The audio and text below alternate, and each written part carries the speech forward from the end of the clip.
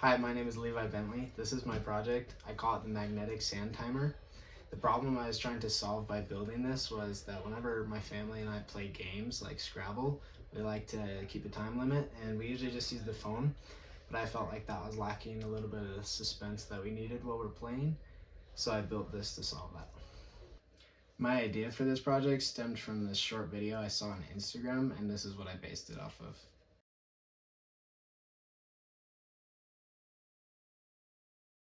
One of the problems that I found while I was building this is that I actually lined the back wall of this container with white vinyl, and that creates actually a pretty large amount of static that holds the sand onto the back wall instead of letting it drop down to the bottom.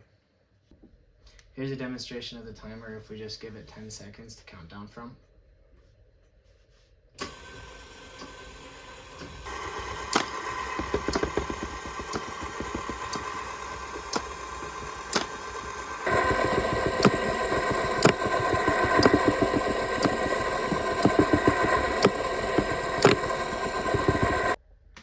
The user display that I chose for this project is the LCD screen, and that is used to communicate to the user how you're supposed to use the user input. And the user input I chose was the keypad, and that's used to give a value to the timer to count down from. So as you can see on the user display, I enter a number from 1 to 9, and that gives me a value from 10 to 90 seconds by 10-second increments. Say for instance we want to do 50 seconds, we'd press 5, and then it would start going. And you can see these relays turning off and on to demonstrate counting down from 50.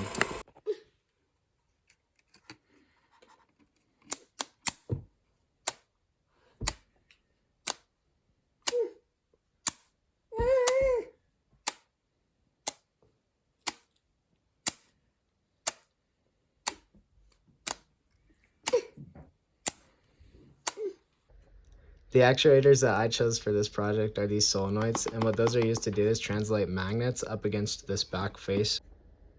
The sensor that I used for this project is this photoresistor. So this is the bottom side of the timer, so that means that if this timer is upside down, this will be upright and it'll receive light coming in, and that tells the program that it's right side up, and it defines the numbers that display on the front. One of the extra credit actuators I have is this motor that's used to actually turn some gears back here and drop sand across the face of the timer. Two of the extra credit components I had are actually just a couple of these relays, because I needed to control 14 solenoids as well as a motor all at different times. I had to get this 16 module relay board. One of the extra credit actuators I have is just these additional solenoids. Another one of the extra credit components I have is this buzzer on my Arduino, and that buzzes when the timer reaches 0, as you'll see here in a second.